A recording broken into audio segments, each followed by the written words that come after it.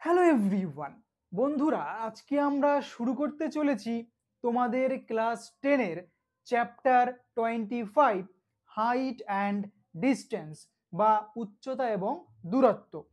এই চ্যাপ্টারটি শুরু করার আগে আজকের আমরা এই ভিডিওতে পুরোপুরি এই চ্যাপ্টারের overall A to Z concept আলোচনা করব।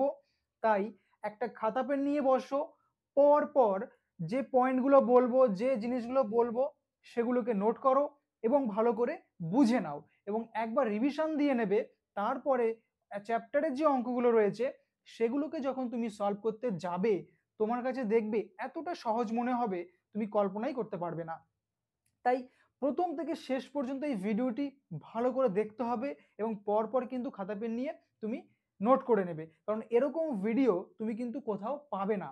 কারণ আগে কনসেপ্ট ক্লিয়ার করব, তারপরে কিন্তু আমরা প্রত্যেকটা জিনিসকে অঙ্কের মধ্যে অ্যাপ্লাই করব। তো দেখো, টোটাল টোটাল দেখতে গেলে আমরা তিনটে কনসেপ্ট আলোচনা করব। First concept, second concept, third concept. তাই প্রত্যেকটা কনসেপ্ট পরপর কিন্তু খাতায় নোট করবে। দেখো, ফার্স্ট কনসেপ্ট, কনসেপ্ট নাম্বার 1। এই কনসেপ্ট নাম্বার 1-এ আমরা দুটো জিনিস নিয়ে ডিটেলসে আলোচনা করব। এই দুটো জিনিস কিন্তু এই হাইট অ্যান্ড ডিস্টেন্স চ্যাপ্টারের মূল বিষয়। তুমি যদি এই দুটো জিনিসের মধ্যে ভুল করে ফেলো তাহলে কিন্তু তোমার অঙ্কের প্রথম স্টেপে তুমি কিন্তু ভুল করে ফেললে। কারণ কি? কারণ হচ্ছে, তোমাদের আগেই বলে দিই যে এই হাইট অ্যান্ড ডিস্টেন্সের অঙ্কগুলো করার জন্য প্রধান কাজ হচ্ছে একটা সঠিক চিত্র অঙ্কন করা। তুমি যদি অঙ্কটা পড়ে সঠিক চিত্র অঙ্কন করতে না পারো তাহলে কিন্তু তুমি অঙ্কটার একটা লাইনও ঠিক করতে পারবে না। কারণ কি, তুমি ভুল এঁকে ফেললে মানেই হচ্ছে তোমার অঙ্কটা পুরো ভুল হয়ে যাবে। তাই এই আঁকার উপরে কিন্তু বেশি জোর দিতে হবে। তাই কনসেপ্ট নাম্বার 1-এ আমরা ফার্স্ট যে দুটি জিনিস শিখব সেই দুটি জিনিস কিন্তু আঁকতে গেলে প্রথমেই জানতে হবে যে কি করে অ্যাপ্লাই করতে হয়। ওকে, হতে পারে হয়তো 4-5টা কথা আমি বেশি বলছি, কিন্তু প্রত্যেকটা জিনিস কিন্তু শুনতে হবে।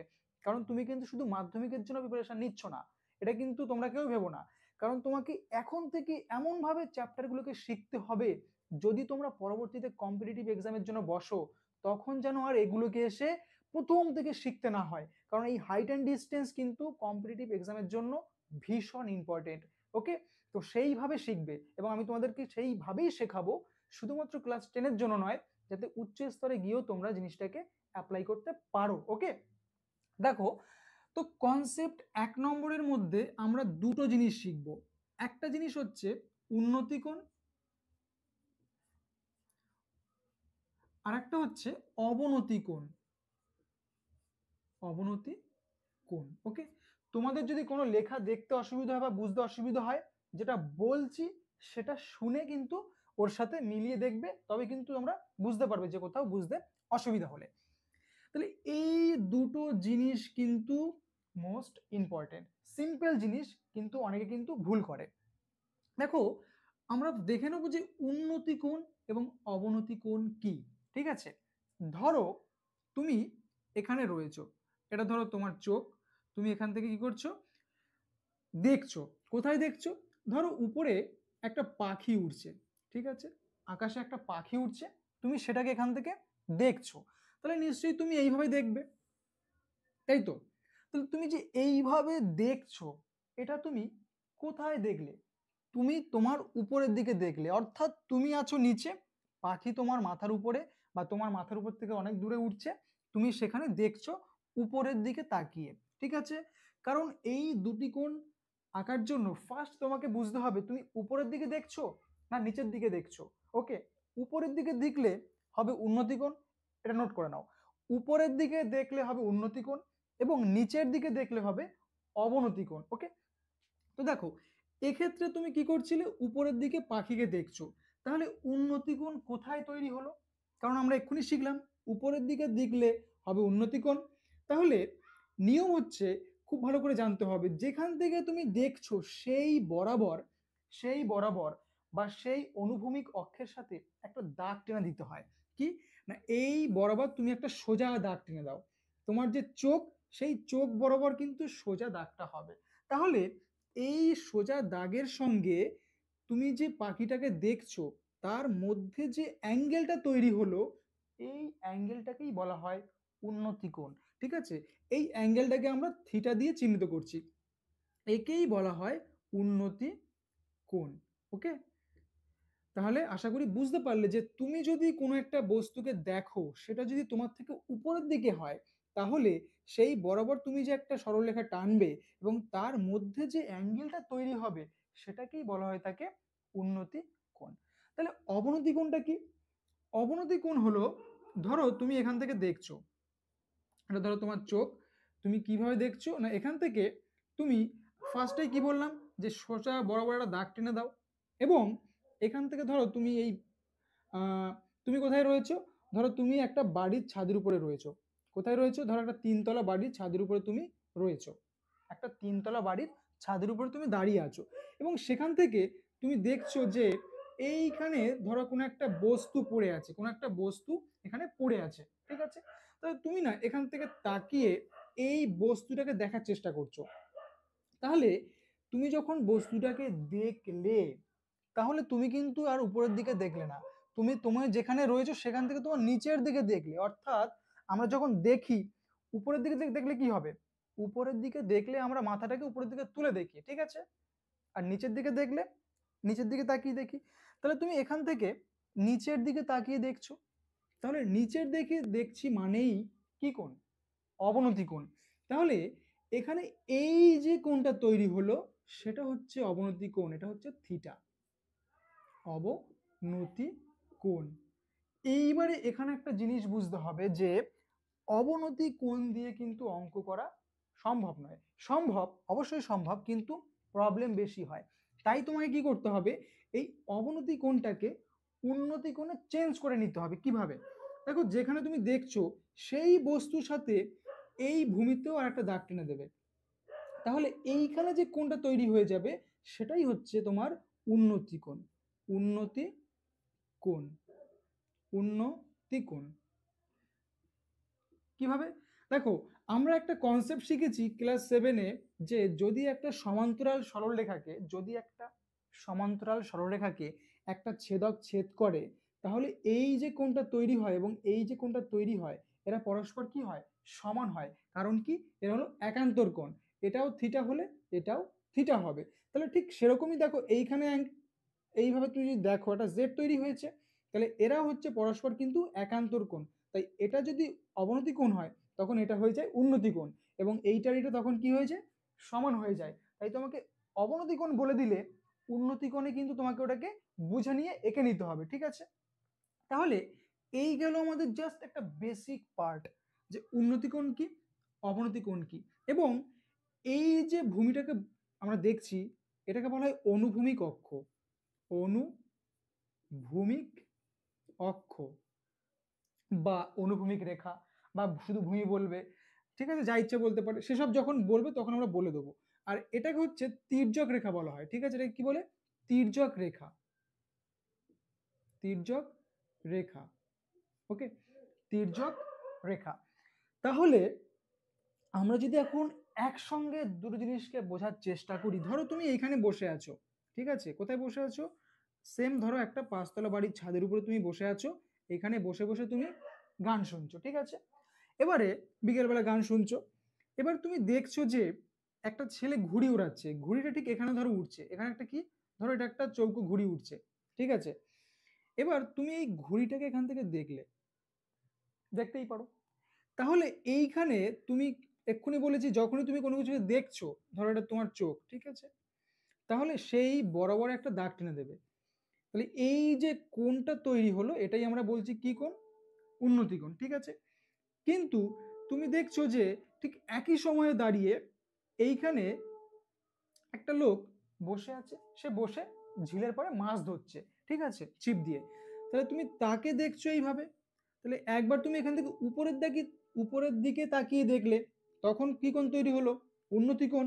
এবং যখন তুমি নিচে থেকেই দেখছো তখন যে কোণটা তৈরি হচ্ছে এইখানটাতে, সেটা হচ্ছে অবনতি কোণ, এবং সেটাই আবার এখানে তৈরি হয়ে যাচ্ছে উন্নতি কোণ। তাহলে দুটো জিনিস কিন্তু একসঙ্গে, এটা যদি আলফা হয় এটাও আলফা, আর এটা হচ্ছে কি থিটা, এটা হচ্ছে কি উন্নতি কোণ। তাহলে তুমি যদি এটাকে অবনতি কোণ করতে চাও তাহলে তোমাকে এখানে একটা দাগ টানতে হবে, তাহলে এটা হয়ে গেল তখন অবনতি কোণ। ওকে, তাহলে এই যে উন্নতি কোণ এবং অবনতি কোণ, আশা করি এ সম্পর্কে কিছুটা তুমি বুঝতে পেরেছো। এবার এই জিনিসটা না বুঝতে পারলে তুমি কিন্তু নেক্সট পরের স্টেপ কিন্তু বুঝতে পারবে না। তো এই জিনিসটা আগে কিন্তু খুব সুন্দর করে নোট করে নাও, এর বাইরে কিন্তু আর কিচ্ছু লাগবে না। উন্নতি কোণ এবং অবনতি কোণ এই দুটো জিনিসকে বোঝো, এর বাইরে কিন্তু এই উন্নতি কোণ অবনতি কোণের আর কিছু জানার দরকার নেই। এরপরে যে কনসেপ্ট আমরা চলে যাব সেটা হচ্ছে very very very very important concept, ঠিক আছে?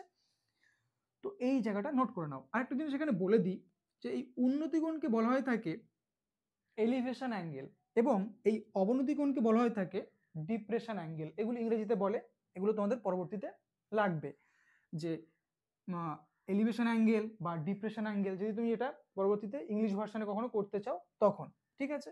তো এই জায়গাটাকে নোট করে নাও। এর পরে যে স্টেপটা সেটাকে আমরা এখন আলোচনা করব। এই জায়গাটা কিন্তু ক্লিন করে দিলাম।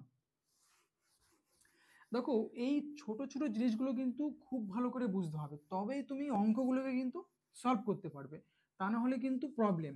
কারণ ছোট ছোট কনসেপ্টের উপরই কিন্তু অঙ্ক নির্ভর করে থাকে। এবারে দেখো কনসেপ্ট টু, ওকে, কনসেপ্ট টু কিন্তু খুব মনোযোগ সহকারে বুঝবে, এবং কনসেপ্ট থ্রি হচ্ছে একদম বিশেষ করে তোমার একদম মানে এই জিনিসগুলো কিভাবে অ্যাপ্লাই করবে সেটা। তো কনসেপ্ট টু, কনসেপ্ট ওয়ান হচ্ছে আমরা কি শিখলাম, উন্নতি কোণ এবং অবনতি কোণ, ঠিক আছে? কোনো ডাউট হলে অবশ্যই কমেন্টে জানাবে, তাহলে আমরা যখন অঙ্কগুলোকে শুরু করব তখন সেগুলোকে আরো ডিটেলসে তখন বলে দেবো। তো এবারে ধরো তোমাকে বলল একটা গাছ, ঠিক আছে, একটা গাছ রয়েছে এবং মানে আমরা বলে দিই যে কনসেপ্ট টু আমরা কি করব, কনসেপ্ট টু আমরা করতে চলেছি how to draw the picture perfectly. অর্থাৎ তোমার এই চ্যাপ্টারের যে অঙ্কগুলো রয়েছে তার যে একটা চিত্র সেটা তুমি কিভাবে আঁকবে, তার আমরা বেশ কিছু টপিক আলোচনা করব। এই টপিকগুলোকে তুমি ক্লিয়ার করে নাও, তাহলে তুমি অঙ্কের যে ভিতরে আঁকাগুলো রয়েছে সেগুলোকে তুমি রিলেট করতে পারবে। তো দেখো তোমাকে বলবো একটা গাছ, এখানে গাছ বলতে কিন্তু কোনো টেরা বেঁকা গাছ নয়, এখানে গাছ বলতে কিন্তু সবসময় ভাবতে হবে সোজা, বাড়ি বললেও সোজা, যাই বলুক এখানে কিন্তু সোজা, ঠিক আছে? কারণ এখানে গাছ বলতে কিন্তু বেঁকি আঁকলে চলবে না। কারণ কি, কারণ হচ্ছে ত্রিকোণমিতির অঙ্ক কিন্তু 90 ডিগ্রি ছাড়া অর্থাৎ সমকোণী ত্রিভুজ ছাড়া করা যাবে না। তাই সমকোণী ত্রিভুজ মানেই হচ্ছে কি লম্বটা সবসময় কিন্তু তোমাকে সোজা আঁকতে হবে, ঠিক আছে?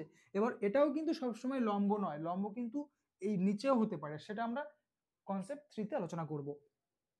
তাহলে তোমাকে বলল যে ধরো এটা একটা গাছ, আর গাছ বলতে কিন্তু এরকম গাছ আঁকার দরকার নেই, জাস্ট একটা দাগ আঁকলেই হবে, সেটাই বোঝাবে কিন্তু গাছ।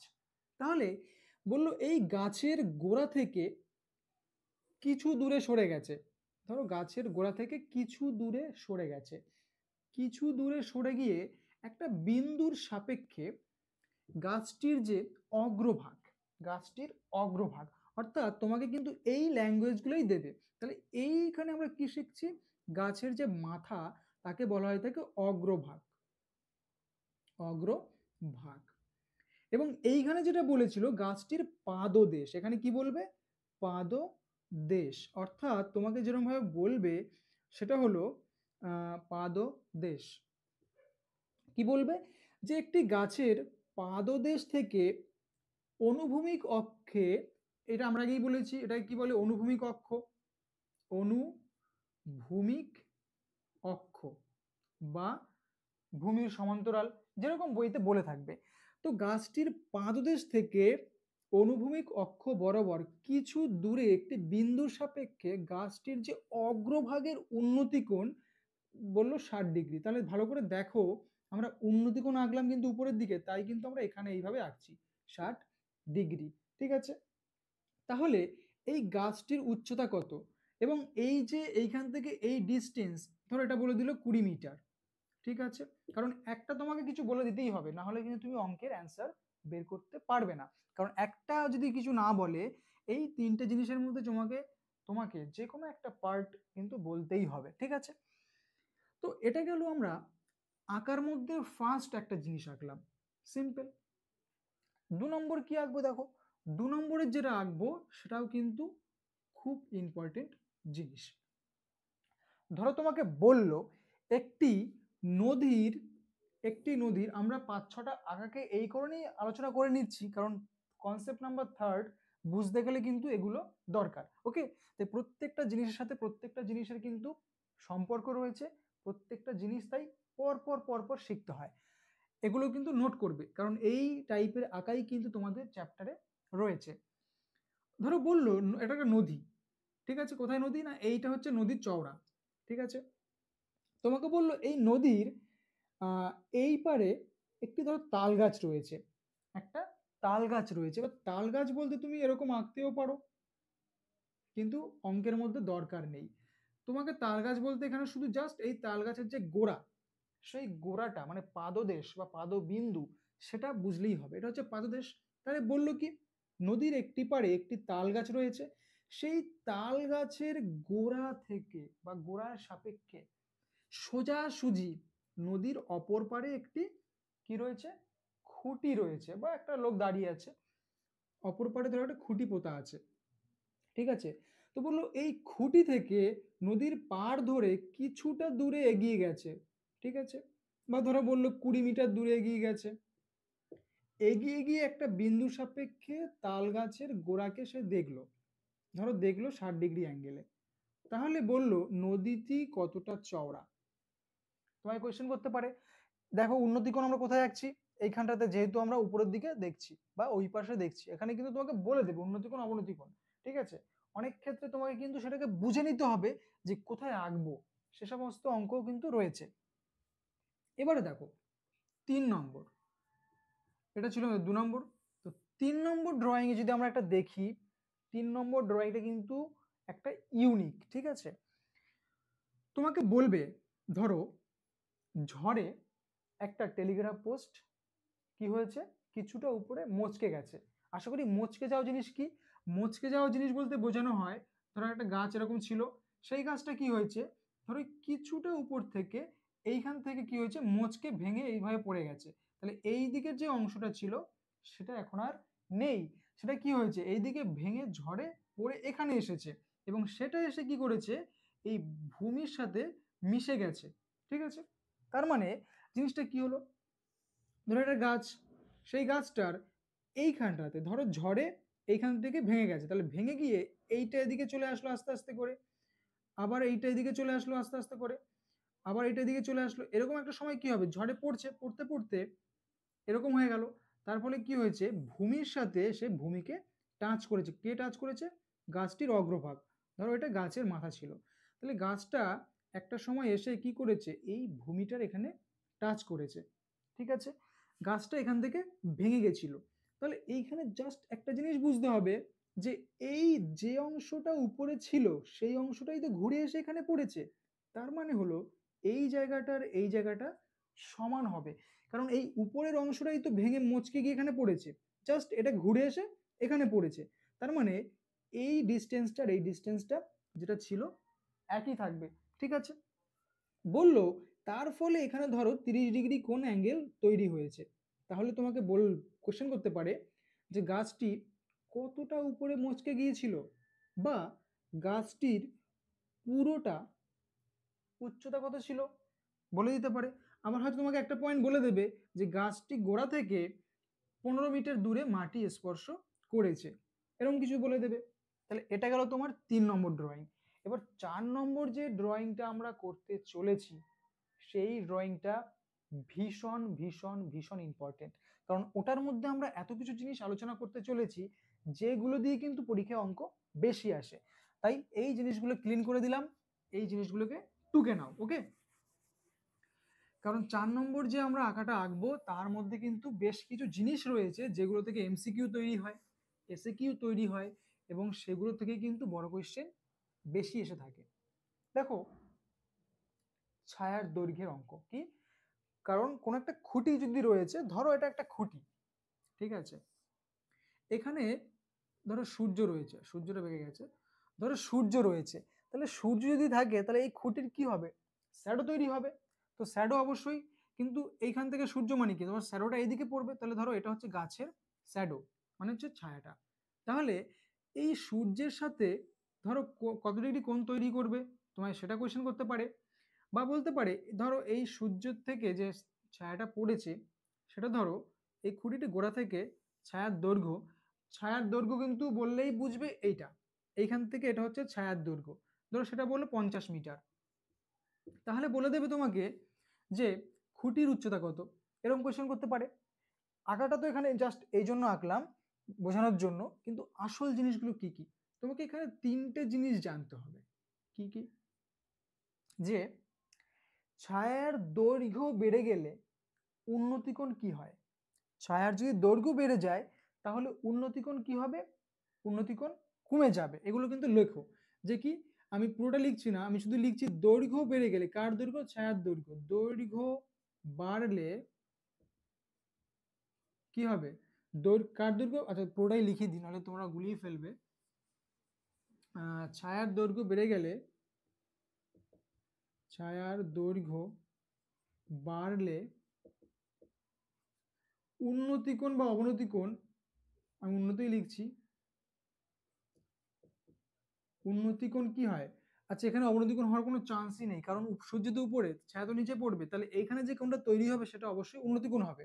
তাহলে ছায়ার দৈর্ঘ্য বাড়লে উন্নতিকোণ কমে। আর এখানে উল্টো হবে, এখানে হচ্ছে কি ছায়ার দৈর্ঘ্য কমলে উন্নতিকোণ কি হবে, বাড়বে, অর্থাৎ ব্যস্ত সম্পর্ক বাড়বে। আরেকটা হয় যে ছায়ার দৈর্ঘ্য বা খুঁটির উচ্চতা, এই দুটো কখন সমান হবে, আমরা এখানে কি করছি, ছায়ার দৈর্ঘ্য বাড়লে উন্নতিকোণ কি হচ্ছে, কমে যাচ্ছে, আবার উন্নতিকোণ যদি কমে যায় তাহলে ছায়ার দৈর্ঘ্য বেড়ে যাচ্ছে। কিন্তু এমন একটা জায়গায় আসে যখন ছায়ার দৈর্ঘ্য আর খুঁটির উচ্চতা সমান হয়ে যায়, অর্থাৎ 40 যখন 5 ডিগ্রি অ্যাঙ্গেল তৈরি হয় তখন কি হয়, ছায়ার দৈর্ঘ্য এবং খুঁটির উচ্চতা বা পোস্টের উচ্চতা কি হবে, উচ্চতা সমান হয়, উচ্চতাটা কি হবে, সমান হবে। জিনিসটা কি একটু বলে দিই, দেখো প্রথমে ধরো কত ডিগ্রি ছিল, এই আঁকাটাই বলি, ধরো এটা 30 ডিগ্রি ছিল, তাহলে 30 ডিগ্রি যখন ছিল তখন আঁকাটা এরকম ছিল। কিন্তু যদি এটা 30 ডিগ্রি থেকে, আর একটা জিনিস এখানে আগে বোঝো, যে ডিগ্রি যদি বেড়ে যায় তার পজিশন চেঞ্জ হয় কিরকম ভাবে, ধরো এটা 60 ডিগ্রি, ঠিক আছে, তাহলে 60 ডিগ্রি থেকে যদি আমি এখন 30 ডিগ্রি করতে চাই তাহলে 30 ডিগ্রি কোন দিকে যাবে, 30 ডিগ্রি অবশ্যই এদিকে যাবে, কারণ তুমি চাঁদা বের করে দেখো যে 90 ডিগ্রির দিকে যত তুমি আসো, ধরো এটা চাঁদা, ঠিক আছে, তোমার এরকম ধরো চাঁদা রয়েছে, তাহলে মাঝখানে 90 ডিগ্রি থাকে, তাহলে এই 90 ডিগ্রি যত কাছে আসবে এই দিক থেকে তত কি হয়, ডিগ্রি বাড়তে থাকে। আর এই 90 ডিগ্রি থেকে যত দূরে যেতে থাকো ডিগ্রি কি হয়, কমতে থাকে। ধরো এটা 90 ডিগ্রি, তারপরে এখানে ধরো রয়েছে 80 ডিগ্রি, তারপরে এখানে ধরো রয়েছে 70 ডিগ্রি, এখানে রয়েছে 60 ডিগ্রি, তাহলে এখান থেকে যদি তুমি আরো দূরে চলে যাও, ধরো এখানে রয়েছে 30 ডিগ্রি, তাহলে তুমি যত এইখান থেকে যত দূরে যাচ্ছ কি হচ্ছে, ডিগ্রি তত কমছে। আর ডিগ্রি যত কমছে দেখো ছায়ার দৈর্ঘ্য কি হচ্ছে, তত বাড়ছে। ভালো করে শোনো লাইনটা, তুমি এইখান থেকে যত দূরে যাচ্ছ ডিগ্রি কিন্তু তত কমবে। তোমায় কিন্তু এইভাবে বইতে বলে দেবে না, তোমাকে এটা বুঝে নিতে হবে যে ডিগ্রির সাথে ছায়ার দৈর্ঘ্যের সম্পর্কটা কিরকম। তোমায় যদি বলে দেয় 60 ডিগ্রি, তাহলে তুই কি বুঝবে, 60 ডিগ্রি মানে 30 ডিগ্রির থেকে ছায়ার দৈর্ঘ্য কম। কারণ কি, যত ডিগ্রি কমবে ছায়ার দৈর্ঘ্য বাড়বে, ডিগ্রি যত বাড়বে তত ভিতর দিকে আসবে, আর যত ভিতর দিকে আসবে ছায়ার দৈর্ঘ্য কি হবে, তত কমে যাবে। আশা করি জিনিসটা বুঝতে পেরেছো, এটা হচ্ছে ব্যস্ত সম্পর্ক, ঠিক আছে, যে ডিগ্রি যত বাড়বে ছায়ার দৈর্ঘ্য তত কমবে। সেম, ডিগ্রি যত বাড়বে ডিগ্রি ভিতর দিকে আসবে, আবার ডিগ্রি যত কমবে ডিগ্রি বাইরের দিকে যাবে। এটা কিন্তু তুমি চাঁদা নিয়ে একবার দেখে নেবে। তাহলে ডিগ্রি যখন তোমার 30 ডিগ্রি, সেখান থেকে ধরো ডিগ্রি হয়ে গেল 60 ডিগ্রি, তাহলে কি হলো, প্রথমে ছায়ার দৈর্ঘ্য ছিল 50 মিটার, এতটা, এখন দেখো এইখান থেকে এতটা হয়ে গেল, তাহলে এই যে জায়গাটা ছায়ার দৈর্ঘ্য কি হলো, কমে গেল। তার মানে যখন ডিগ্রি বেড়ে গেল তখন ছায়ার দৈর্ঘ্য কিন্তু কমে গেল। আবার যদি ডিগ্রি বেড়ে যায়, ধরো 30 ডিগ্রি থেকে ধরো হয়ে গেল 20 ডিগ্রি, তখন দেখো কি হবে, ছায়ার দৈর্ঘ্য আরো বেড়ে যাবে। তার মানে এইখানে যে সম্পর্কটা হচ্ছে সেটা কিন্তু খুব ভালো করে মনে রাখতে হবে, এইটা দিয়েও কিন্তু অঙ্ক ইম্পর্টেন্ট টাইপ। আর একটা জিনিস ছিল কি, এগুলো তো হয়ে গেল যে 45 ডিগ্রি যখন হয় তখন ছায়ার দৈর্ঘ্য এবং পোস্টের উচ্চতা সমান হয়। কারণ কি, তোমরা এটা পরবর্তীতে জানবে যে ট্যান 45 এর মান কত হয়, 1, বা তোমরা হয়তো আগে করেছো। তাহলে ট্যান 45 এর মান যদি 1 হয়, তাহলে সাপোজ তুমি ধরো এইখানে যে কোণটা তৈরি হয়েছে, ধরো এই কোণটা ধরো 45 ডিগ্রি, কত, 45 ডিগ্রি।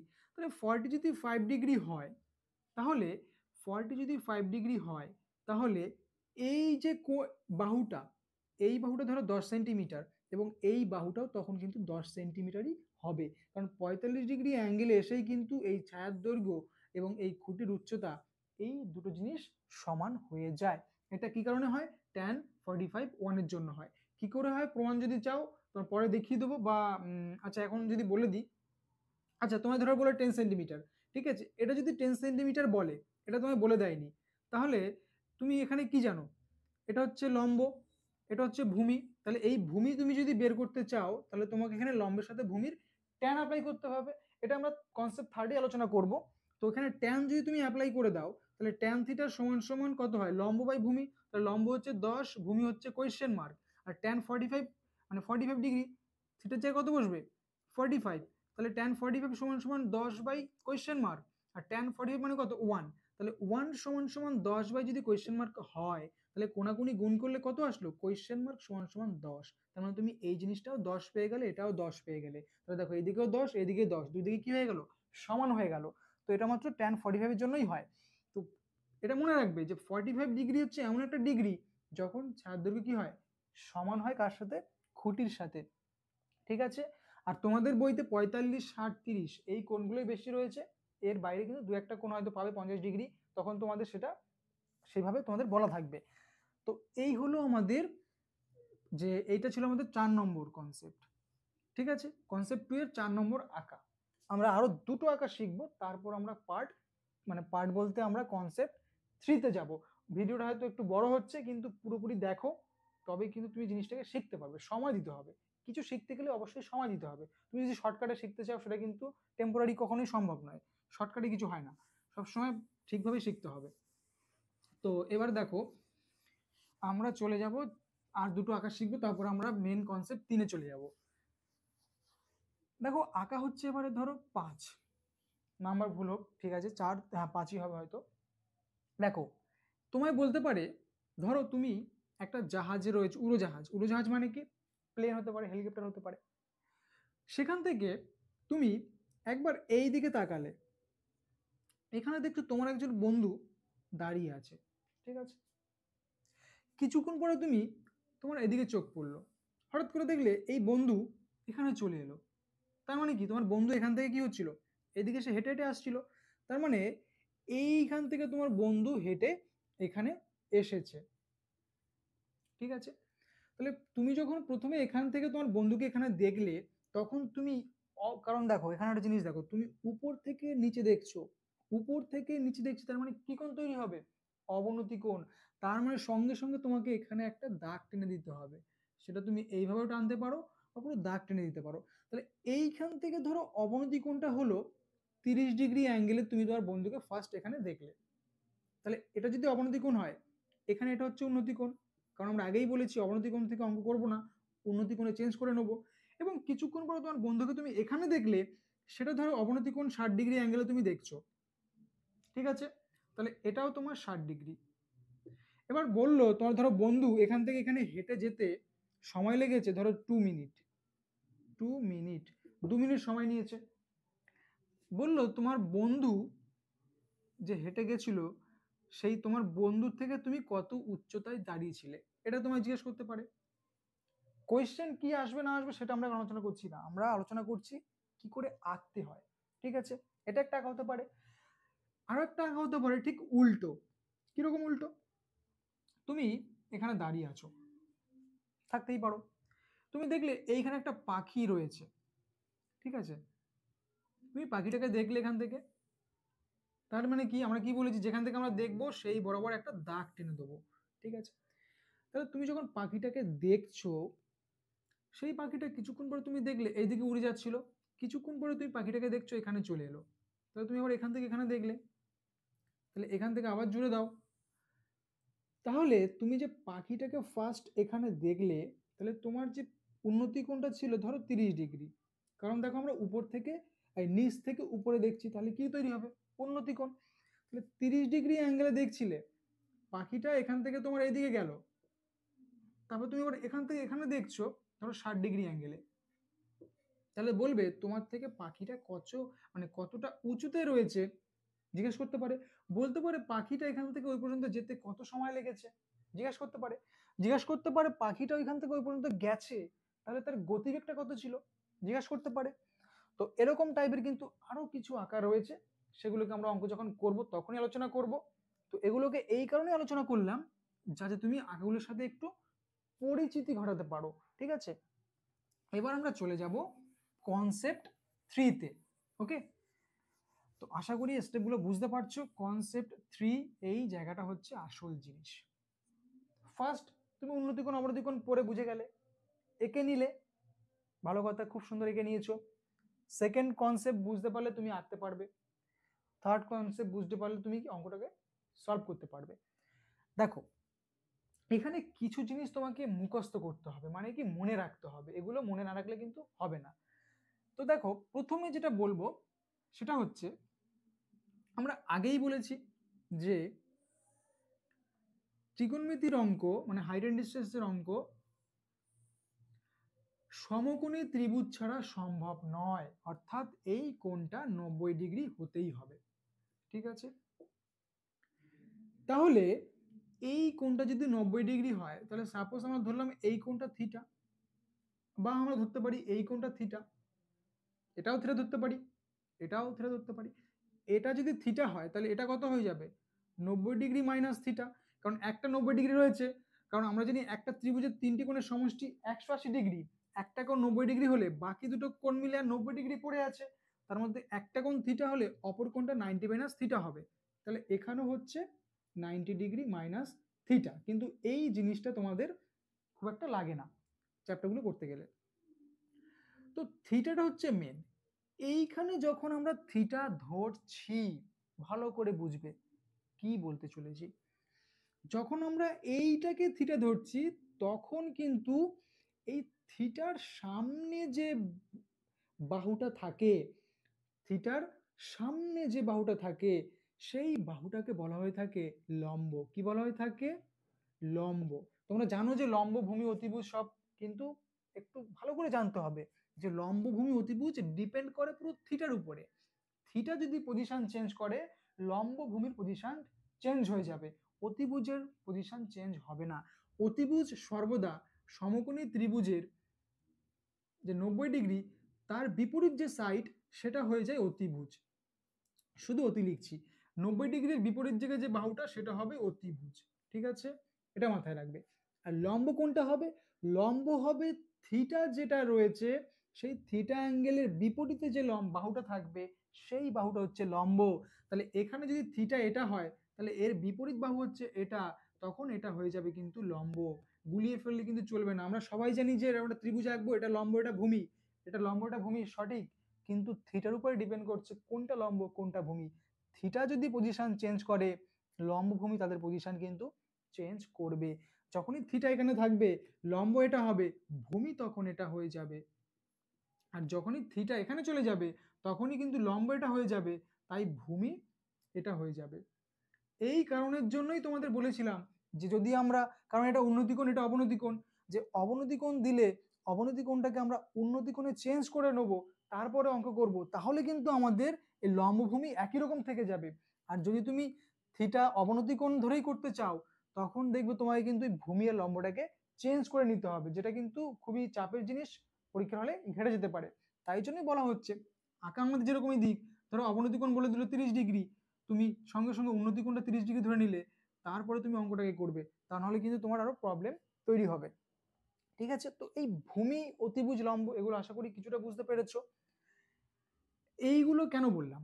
কারণ এর উপরে ডিপেন্ড করেই তোমাকে মেন জিনিসগুলো বুঝতে হবে। দেখো এখানে যে জিনিসগুলো মনে রাখতে হবে সেটা কি কি? তোমাকে মনে রাখতে হবে যে সাইন থিটা কি হয়? সাইন থিটা হচ্ছে আমাদের কাছে হবে লম্ব বাই অতিভুজ, অতিভুজ।